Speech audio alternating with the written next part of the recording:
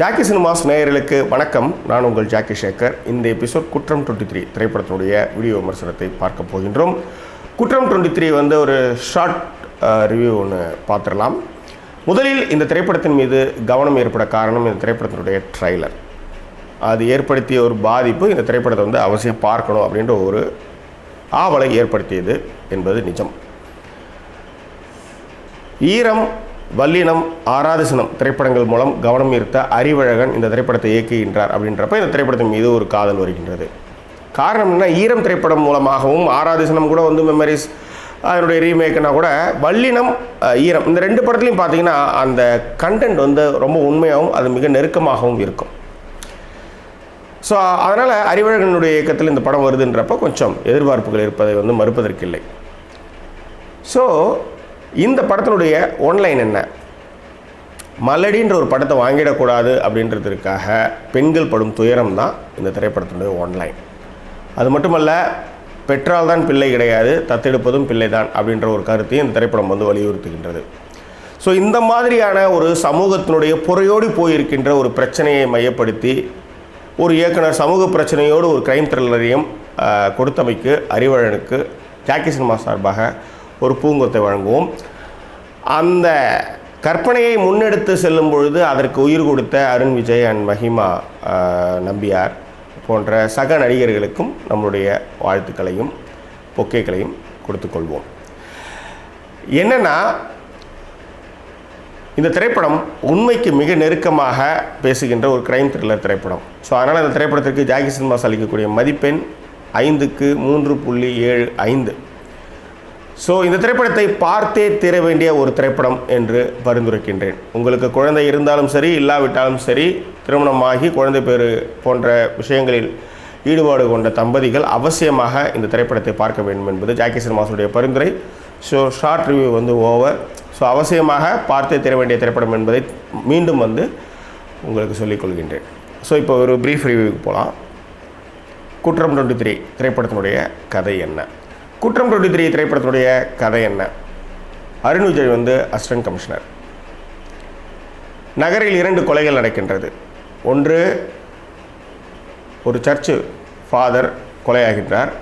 அதே நேரத்தில் அந்த சர்ச்சில் பாவ மன்னிப்பு கேட்க வந்த ஜெசிகா என்ற இளம்பெண்ணும் கொலையாகின்றார். ஸோ இதை பார்த்த பெண்ணாக மஹிமா நம்பியார் ஒரு ஐ விட்னஸாக இருக்காங்க.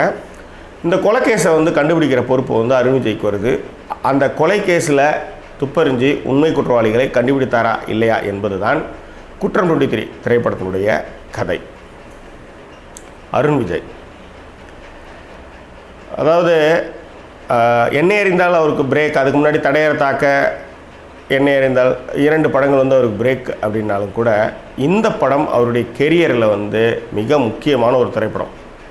வாட் இஸ் யுவர் பெஸ்ட் அப்படின்னா அருண் விஜய் எனக்கு இந்த படம் தாங்க அப்படின்னு சொல்கிறதுக்கான எல்லா எலிமெண்ட்டும் இருக்கிற ஒரு படம் இந்த படம். அவருடைய ட்ரெஸ்ஸிங் சென்ஸு, நடக்கிற விதம், ஸ்டைல், பேசுகிறது, ஒரு மெச்சூர்டான பேச்சு எல்லாமே கலந்து கட்டி, அதுவும் அந்த ஃபிட்னஸான உடம்பு. ஒரு அசிஸ்டன்ட் கமிஷனர்னால் பார்க்குறதுக்கே ஒரு மரியாதை இருக்கிற மாதிரியான ஒரு லுக்கு, புஜபலம். ஸோ இதெல்லாம் பார்க்கும்பொழுதே அவர் பார்க்குறதுக்கு ஒரு மேன்லினஸ்ஸாக இருக்கிறார். அதுக்காக அவர் மெனக்கெட்டிருக்காரு. ஏன்னா காத்திருத்தல்ன்றது சாதாரண விஷயம் இல்லை. ஏன்னா அவர் ஒரு மிகப்பெரிய வெற்றிக்காக அவர் ரொம்ப வருஷமாக தேடிட்டு இருக்காரு. அந்த ஒரு வெற்றி இந்த திரைப்படத்தின் மூலமாக அவருக்கு பெயரோடு கிடைக்கிறது தான் பெரிய விஷயம். ஸோ அதற்கான அவருடைய மெனக்கெடல் இந்த திரைப்படத்தில் பெரும் பங்கு வகிக்குது. அதை நம்ம மறுக்கவே முடியாது. அவருடைய ஃபிட்னஸ், நட, தோரணை, பேச்சு எல்லாமே. மிக முக்கியமாக விஜயகுமார் கிட்ட அவர் அந்த கேஸை கையில் எடுத்துக்கினதுமே மஹிமா கிட்ட பேசுகிற அந்த இன்ட்ராகேஷன் இருக்கு இல்லையா, அது 1-to-1 பேசுகிற அந்த விஷயங்கள், அது ஒரு பரபரப்பான ஒரு இன்ட்ராகேஷனாக இருக்குது. ரொம்ப பார்க்குறதுக்கு ரொம்ப ஆசையாக இருக்குது. அடுத்தது இவன் என்ன கேள்வி கேட்குறான், அவன் என்ன பதில் சொல்ல போகிறான், அவன் என்ன பதில் சொல்ல போகிறான், இவன் என்ன கேள்வி கேட்க போகிறான் அப்படின்ற ஒரு ஆர்வத்தை அந்த கான்வர்சேஷன் ஏற்படுத்துது. ஸோ அந்த வகையில் அந்த டயலாக்ஸ் அவ்வளோ அற்புதமாக எழுதியிருக்காங்க. அது மட்டும் கிடையாது, ஒரு சில டயலாக்ஸ்லாம் ரொம்ப ரொம்ப நல்லா இருக்குது. இப்போ உதாரணத்துக்கு பாவ மன்னிப்பு கொடுத்த பாதிரியார், பாவ மன்னிப்பு கேட்க வந்த ஜெசிகா, 2 பேருமே இறந்துட்டாங்கன்னா அப்போ அந்த பாவம் என்ன? அப்படின்ற அந்த டைலாக்கு, இந்த மாதிரி நிறைய விஷயங்களை குறிப்பிட்டு சொல்லிட்டு போகலாம். இந்த மாதிரி படத்தில் வந்து அந்தளவுக்கான ஸ்டஃப் வந்து டைலாக்ஸ் மூலமாக வந்து சொல்கிற விஷயம் வந்து ரொம்ப நல்லாயிருக்கு. அதன் பிறகு மஹிமா நம்பியார் சாட்டைன்னு ஒரு படம். அந்த படத்தில் வந்து இந்த பொண்ணு வந்து சின்ன பொண்ணாக நடிச்சுது. அதாவது ஸ்கூல் யூனிஃபார்ம்லாம் போட்டுக்கிட்டு நடக்கிற ஒரு சின்ன பொண்ணாக தான் அந்த பொண்ணை வந்து நான் பார்த்தேன். பட் இந்த படத்தை பொறுத்தவரையும் அந்த பொண்ணு சின்ன பொண்ணு தான். ஆனால் அதுக்காக இவங்க மெனக்கெட்டுருக்கிற அந்த காஸ்டியூம்ஸு, அந்த பொண்ணோட லுக்கு, அந்த பொண்ணோட பேச்சு, ஈவன் டப்பிங்கில் கூட வந்து ஒரு மெச்சூர்டான ஒரு ஃபீல் இருக்கணுன்றதுக்காக அந்த அந்த பொண்ணுக்கு கொடுத்த டப்பிங் ஆர்டிஸ்ட்லேருந்து இவங்க வந்து பார்த்து செலக்ட் பண்ணி, ஏன்னா அருண் விஜய் வந்து நம்மளுக்கு தெரியும், அவருடைய ஏஜ் தெரியும். இந்த பொண்ணு ரொம்ப சின்ன பொண்ணு, I think she is in 20 something like that.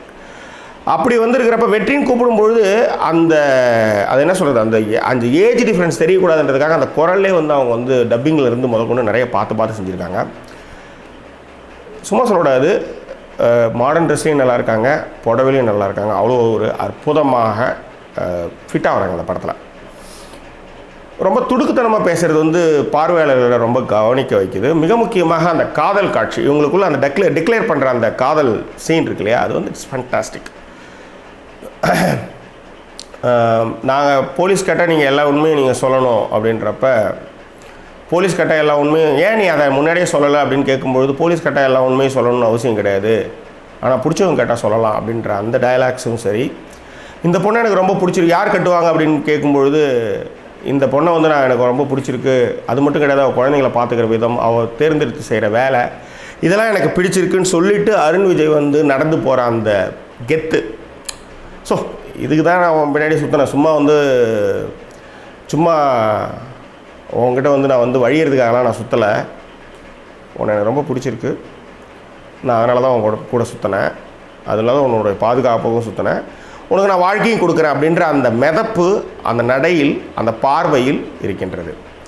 அதை விட இந்த பொண்ணை எனக்கு பிடிக்குது அப்படின்னு அவன் சொல்லும் பொழுது அவளுக்கு ஒரு க்ளோஸ் இருக்கும். அந்த க்ளோஸில் வந்து அந்த மென்மையான சிரிப்பை வந்து என்ன சொல்கிறது, பியூட்டிஃபுல் ரொமான்ஸ் அந்த சீன். அதே மாதிரி இன்னொரு சீன் ஒன்று இருக்கும். ஏன் வந்து என்கிட்ட வந்து ஃப்ளர்ட் ஆகிற, ஏன் என்கிட்ட வழியிற அப்படின்ட்டு அவள் கேட்பா. அதுக்கு அருண் விஜய் சொல்லுவார், ஆக்சுவலாக வந்து எனக்கு வந்து எக்ஸசைஸ்லாம் பண்ணிவிட்டு ஒரு வார்ம் அப்லாம் பண்ணிட்டு கொஞ்சம் ரிலாக்ஸாக இருக்கிறப்ப ஒரு ஃபீல் இருக்கும் இல்லையா, அந்த மாதிரி அவங்ககிட்ட பேசும்பொழுது எனக்கு இருக்குது அப்படின்ற ஒரு ஃபீலை சொல்லுவார். ஸோ இதெல்லாம் வந்து ரசனையாக கவித்துவமாக சில விஷயங்களை அணுகலாம். இது வந்து உங்களால் வந்து கேதர் பண்ண முடியும். சும்மா வந்தான் போனான்லாம் இருந்தால் அது வந்து வேலைக்கே ஆகாது. ஸோ இந்த மாதிரி அந்த கான்வர்சேஷன் அவ்வளோ ஒரு அற்புதமாக இருக்கின்றது. ஸோ அதன் பிறகு வந்து தம்பி ராமையா முன்னாடியே சொல்லிடுறாங்க, அவர் வந்து கொஞ்சம் அதிகமாக பேசுவார்ன்ட்டு. அதேமாதிரி படத்தில் அவர் நிறைய பேசுகிறாரு. ஓகே, ஒரு சின்ன ரிலீஃபுக்கு வந்து இடம்பெறார். அப்புறம் அந்த டாக்டர் துளசியை நடிச்சிருக்காங்க, அந்த அம்மா எனக்கு ரொம்ப பிடிச்சி போயிட்டாங்க. அவங்க வந்து பிசாஸ்லேயே அவங்க அம்மாவாக நடிச்சிருந்தாங்க. ரொம்ப நல்லா இருக்காங்க. வெள்ளையாக இருக்கவன் போய் சொல்ல மாட்டான், அழகாக இருக்கவங்களாம் போய் சொல்ல மாட்டான் அப்படின்ற ஒரு பிம்பத்தை அந்த அம்மா உடைக்கிறதுல எனக்கு ரொம்ப சந்தோஷம். அந்த மாதிரி ஒரு காட்சி அமைப்பு வந்து எனக்கு ரொம்ப பிடிச்சிருந்தது. அதே மாதிரி அந்த இன்டர்வல் பிளாக், நான் எப்போவுமே சொல்லுவேன், ஒரு திரைப்படத்தினுடைய இன்டர்வல் பிளாக் வந்து அவ்வளோ ஒரு அற்புதமாக இருக்கணும் அப்படின்ட்டு. ஜானி கதார்னு ஒரு திரைப்படம், இந்தி திரைப்படம், அந்த திரைப்படத்தோட இன்டர்வல் பிளாக் வந்து நீங்கள் பார்த்தீங்கன்னா வாழ்க்கையில் நீங்கள் அந்த மாதிரி ஒரு பரபரப்பான இன்டர்வல் பிளாக் நீங்கள் பார்க்க முடியாது. பட் என்னை பொறுத்தவரையிலும் இந்த படத்தினுடைய அந்த ஒரு விஷயத்தை, அதாவது அந்த இன்டர்வல் பிளாக் வந்து நான் ப்ரெடிக்ட் பண்ணிட்டேன். ஆனால் அதை இன்டர்வல் பிளாக் விட்ட அந்த அந்த அந்த அந்த அந்த அந்த கணம், அந்த ஃப்ரேம் வந்து ரொம்ப அற்புதமாக இருந்தது. மிக முக்கியமாக கண்ணில் அந்த சூசைடோட ரிஃப்ளெக்ஷன் வந்து கண்ணில் தெரிகிற அதோடு வந்து அதை வந்து இன்டர்வல் பிளாக் பண்ணது வந்து ரொம்ப நல்லா இருந்தது. அதே மாதிரி இந்த திரைப்படம் ஒரு சமூக விழிப்புணர்வுக்கான ஒரு திரைப்படம்.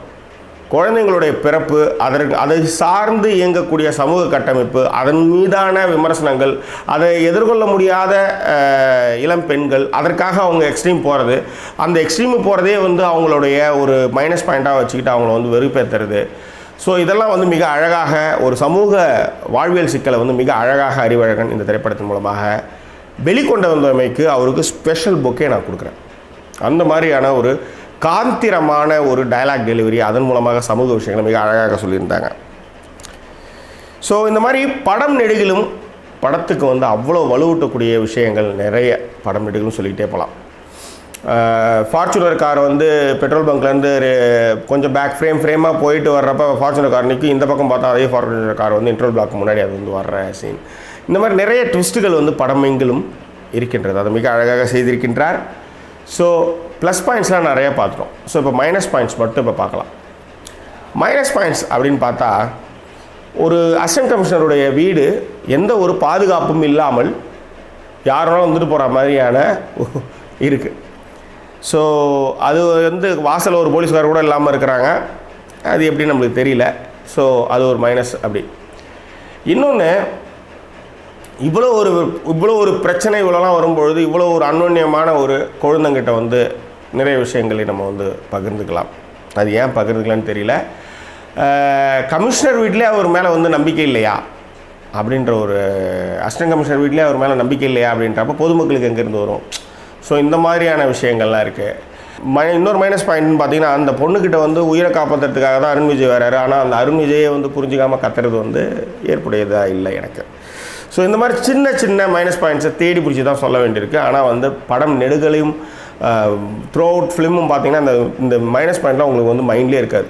ஸோ அந்த மாதிரி மிக அழகாக ரொம்ப அற்புதமான ஒரு மேக்கிங். இந்த திரைப்படத்தினுடைய மிகப்பெரிய ப்ளஸ் அப்படின்னு சொன்னால் பாஸ்கருடைய ஒளிப்பதிவு. நண்பர் விஜய் மில்டனுடைய அசிஸ்டண்ட் அவர் 10 வல்லினம், அதுக்கப்புறம் பார்த்திங்கன்னா இந்த படம் பண்ணியிருக்கிறாரு. அந்த டோன் பாருங்கள். ஒரு டென்மார்க் ஃபில்மை வந்து ஒரு பார்த்தா ஒரு ஃபீல் எனக்கு வந்து அந்த படம் பார்க்கும்பொழுது இருந்து ஒரு ஃபிலிமும் சரி, எஸ்பெஷலி இந்த ஃபஸ்ட்டு அந்த சர்ச்சு, மர்டர், அதன் பிறகு வந்து இன்ட்ராகேஷன், அவ்வளோ ஒரு அற்புதமாக அந்த அந்த அந்த அந்த டோனே வந்து இந்த படத்துக்கான ஒரு ரிச் லுக்கை வந்து கொடுக்குது. ஸோ அதை வந்து எடுத்துகிட்டு வந்த ஒளிப்பதிவாளர் பாஸ்கருக்கு நம்மளுடைய வாழ்த்துக்கள், ஸ்பெஷல் பொக்கே. அதன் பிறகு இந்த திரைப்படத்துடைய இசையமைப்பாளர் விஷால் சந்திரசேகர், அவருடைய அந்த ஃபஸ்ட்டு ஒரு மாண்டேஜ் சாங் ஒன்று ரொம்ப நல்லா பண்ணியிருந்தாங்க. அவ்வளோ அற்புதமாக இருந்தது அந்த சாங்கு. அவங்களுடைய அந்த லவ் போர்ஷன்ஸு, அவங்களுக்கான அந்த விஷயங்கள் இதெல்லாம் வந்து ரொம்ப நல்லா பண்ணியிருந்தாங்க அந்த சாங்கில். அதன் பிறகு அந்த திரைப்படத்தினுடைய எடிட்டர் வந்து புவன் ஸ்ரீனிவாசன். ஸோ அவருடைய பங்கை வந்து மிக சிறப்பாகவே செய்திருக்கின்றார். பாட்டெலாம் போட்டு கனவு சீன்லாம் வச்சு கெடுத்து குட்டிச்சவராக்காமல் மிக நேர்த்தியாக இந்த திரைப்படத்தை எடுத்த அறிவழகன் வந்து தமிழ் சினிமாவுடைய நம்பிக்கை அப்படின்னு சொல்லுவேன். அதே மாதிரி எழுத்தாளர் சுஜாதாவிலேருந்து ராஜேஷ்குமார்லேருந்து சொல்கிறது என்னென்னா, என்கிட்ட வந்து சினிமாவுக்கு என் கதையை கேட்பாங்க, நான் கொடுப்பேன், அதை சொதப்பி வச்சுருவாங்க. இன்ஃபேக்ட் ஒன்று என்கிட்ட சொல்லாமலே வந்து படத்தை எடுத்துருவாங்க. இல்லை ஒரு உப்மா கம்பெனியில் வந்து இந்த மாதிரி படம் எடுக்க போகிறேன், எனக்கு ஒரு கதை வேணும்னு கேட்பாங்க. அந்த படத்தை குட்டிஷவராகி தான் நான் இதுவரையும் பார்த்துருக்கேன். அந்த படத்துக்கான ஒரு மரியாதையே கொடுக்க மாட்டாங்க. ஆனால் இந்த திரைப்படத்தில் முதன்முறையாக ராஜேஷ்குமாரனுடைய 1000 நாவல்களுக்கு மேலே எழுதின கிரைம் நாவல் எழுதின ராஜேஷ்குமாருடைய நாவலை மிக அழகாக, இத்தனைக்கும் ஒரு படத்துலேருந்து ஒரே ஒரு கதையிலேருந்து ஒரு சின்ன நாட்டை மட்டும்தான் எடுத்துகிட்டு இந்த படத்தை வந்து பண்ணியிருக்காங்க. சின்ன சின்ன விஷயங்கள்லாம் பண்ணியிருக்காங்க. இருந்தாலும் ஃபுல் ரைட்ஸ் கதை ராஜேஷ்குமார் அப்படின்னு கொடுத்த அவருடைய கதைக்கு ஒரு மரியாதையை அறிவழகன் முதன்முறையாக தமிழ் சினிமாவில் ஏற்படுத்தியிருக்கிறார். அந்த ஒரு விஷயத்துக்கும் அறிவழகனுக்கு பொக்கேவை கொடுப்போம். அது மட்டுமல்ல, தாய்மை என்பது பெற்றெடுப்பது மட்டுமல்ல தத்தெடுப்பதும் அப்படின்ற முடித்த அந்த ஒரு விஷயம் வந்து ஒரு சாட்டையடியாக தமிழ் சமூக மக்களிடம் வந்து அது ஒரு விழிப்புணர்வு ஏற்படுத்தும் விதமாகவே இந்த திரைப்படத்தை நான் காண்கின்றேன். அதே மாதிரி டைட்டில் ஒன்று வைப்பாங்க, ஏதோ ஒன்று எடுத்து வைப்பாங்க. அந்த மாதிரிலாம் இல்லாமல் அந்த டைட்டில் கான ஜஸ்டிஃபிகேஷன் படத்திலும் இருக்கிறது வந்து பாராட்டுக்குரிய விஷயம்.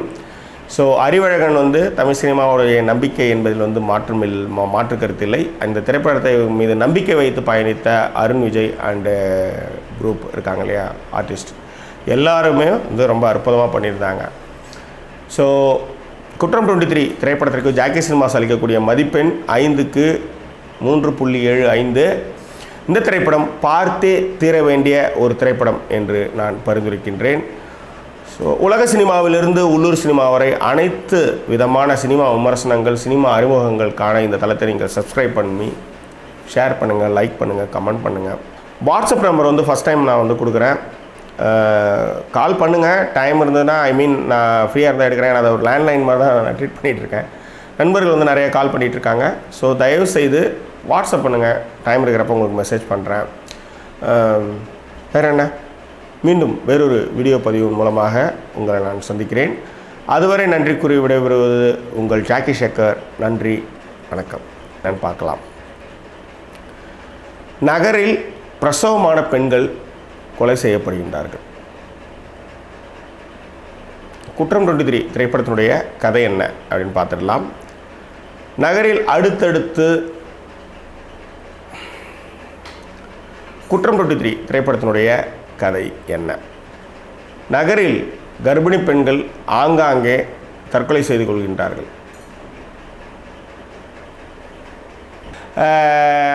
அதாவது பொண்ணை வந்து கண்டுபிடிக்கிறப்போ வந்து அசிஸ்டன்ட் கமிஷனர், அதாவது ஒரு பொன்மி, ஸோ அசிஸ்டன்ட் கமிஷனரே நம்பாத ஒரு அசிஸ்டன்ட் அது ரைட்டு, இதெல்லாம் ஓகே. ஸோ இந்த மாதிரி நீங்கள் வந்து அதே மாதிரி அந்த பொண்ணு வந்து அதன் பிறகு இந்த திரைப்படத்தினுடைய மியூசிக் டைரக்டர் புவன் ஸ்ரீனிவாசன் அவருடைய எடிட். ஸோ வாட்ஸ்அப் நம்பர் கூட கொடுத்துருக்கேன், கால் பண்ணுங்க. ஆனால் ஸோ மெனி டைம்ஸ் நான் கொஞ்சம் பிஸியாக தான். முதன்முறையாக